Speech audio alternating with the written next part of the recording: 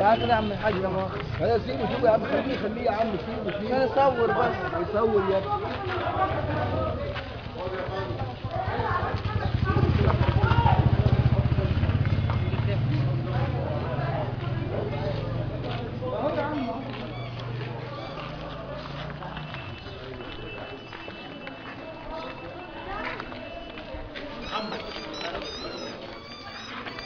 فانا جيت على التليفون، لقيت شيخ الغفر ومعاه واحد على اساس بنبني اوضه للغفر كمين على الطريق العمومي في مفارق الطريق يعني.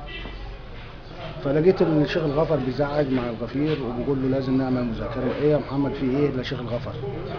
فقال للناس معارضه بنيان، فاتضح ان في فتنه ان الاوضه دي ما تنعملش في المكان ده من الجماعه الارهابيين دول. فقلت له طب سيبك منهم، وبكره نبلغ رئيس النقطه ويجي يقف معانا وهنبنيها غصب عنه، لان دي حاجه مصلحه عامه للبلد. ماشي. وجبنا بعضنا وجينا. جيت قعدت معاهم شويه في اوضه السلاح هنا في الدوار، وروحت البيت حوالي الساعه 1. دخلت قعدت شويه قدام التلفزيون، وبعدين دخلت عشان انام. فوجئت بانفجار شديد. انا قلت البيت وقع عليا.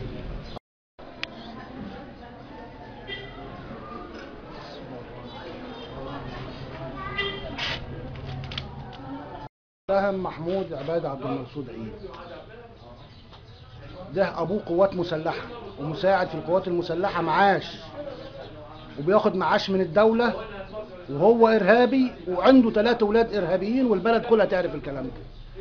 وعيال عباده ده بالذات ومعاهم 2 3 هم اللي مالين جدران البلد كلها بالكامل كتابه غلط على الجيش والشرطه والبلد والكبار. زي ما انت يمكن شفت المنظر، مفيش حيطه حتى حيط بيت عمامي مكتوب عليه. هددوك قبل كده او حاجه؟ محمود عباده ده كان مره جاب ابني الصغير ده عند بتاع لا مؤاخذه الطعميه، بعته يجيب فطار الصبح، خلاه راكب ورا واحد على مكنه وراح ضربه بالقلم من ورا.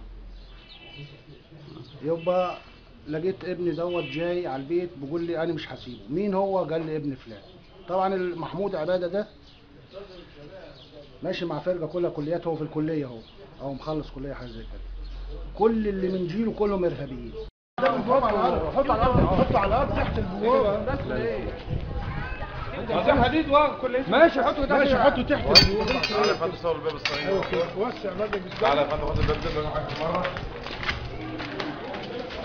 تعالى شوف عايز عامل ازاي فتحي.